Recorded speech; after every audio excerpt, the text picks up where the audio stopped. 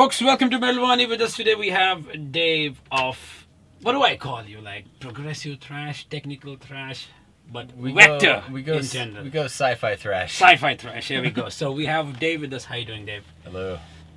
I'm doing Crushing great. set.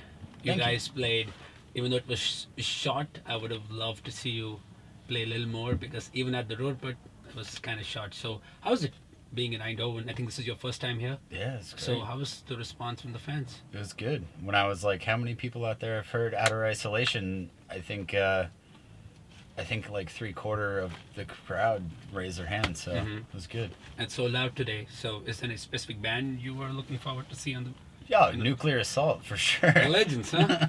Dan was there yesterday getting the book signed and stuff. Yeah. So when I asked him, which band are you looking forward to? He said Vektor. Really? And what you said is the vice Right versa. on. So that was cool. Cool.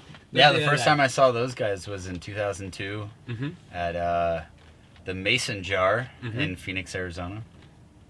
You guys are from Phoenix, right? Originally, Yeah.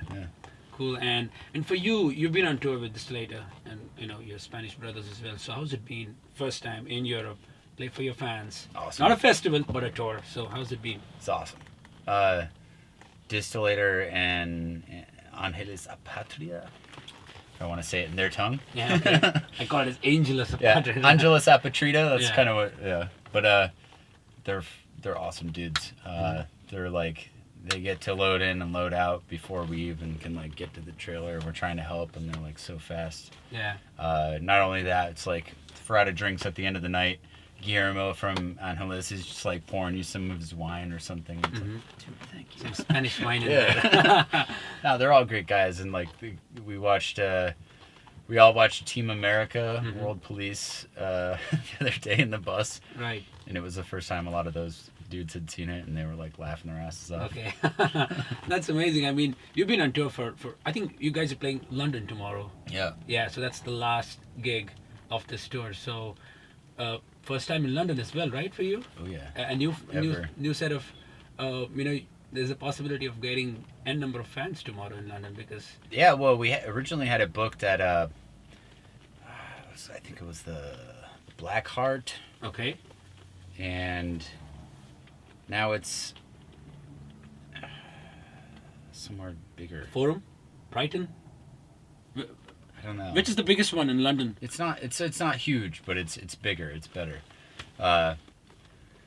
So yeah, like we basically started out at like maybe like 150 capacity venue, and it sold out really quick. So like middle through the tour, like we gotta get this like at a bigger place. So now it's at a bigger place. The Underworld?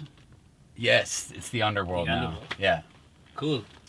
and so we're like excited about that. I mean, we've sold out a couple places like on the tour.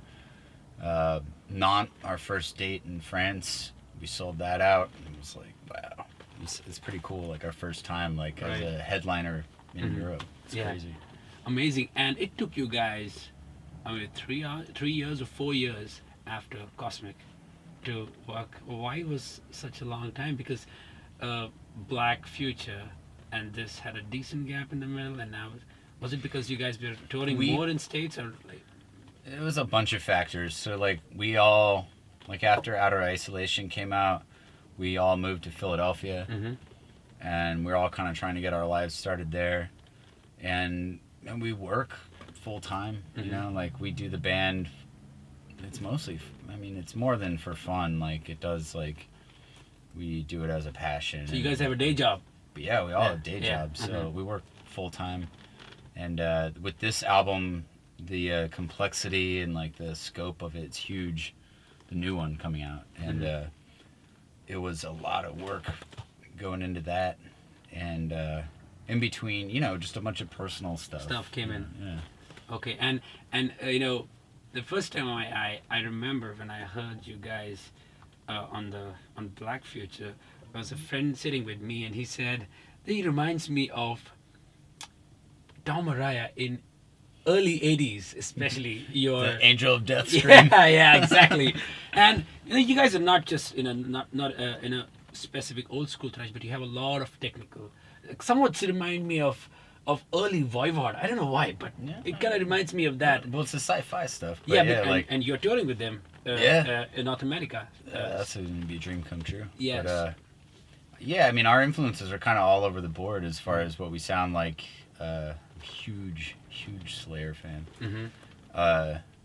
And when I was first trying to like learn, I never was like taught how to sing. It was just me in my car like singing along to like Slayer or like Merciful Fate, like the high stuff. And even like early Metallica when Hetfield used to do those like screechy things. Yeah. Like, Metal Metallica. Yeah. Stuff like that. That's kind of like how I learned my voice. And then got into some like black metal bands like Emperor and Immortal and blended all that with like maybe Destruction and Voivod and everything. Put it in a blender and I don't know. Vektor's really just like a combination of everything that I want to hear in metal, but I feel is like lacking in certain genres. So Yeah. we're there to fill that void.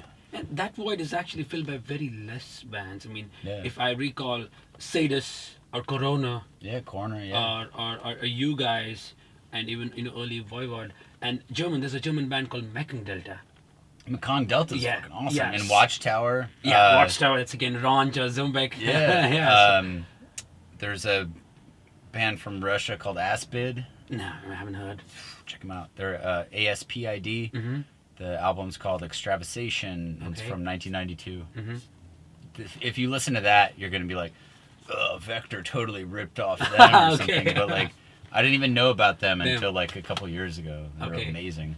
Yeah. Awesome. And you guys mix, a lot of progressive elements, a lot of, a technical approach. I mean, sometimes being a drummer, I kind of figure out at what tempo are you guys playing, because it's a rhythmic pattern. Even seeing the drummer with such a small drum kit there. Yeah. For a moment, I was like, He makes it sound big, and he yeah, has like it- 2 toms. seriously, I was like, okay, he's got a single bass in there, and I Yeah. think he just uses 2 crashes and a china, and he has a small tom, Yeah.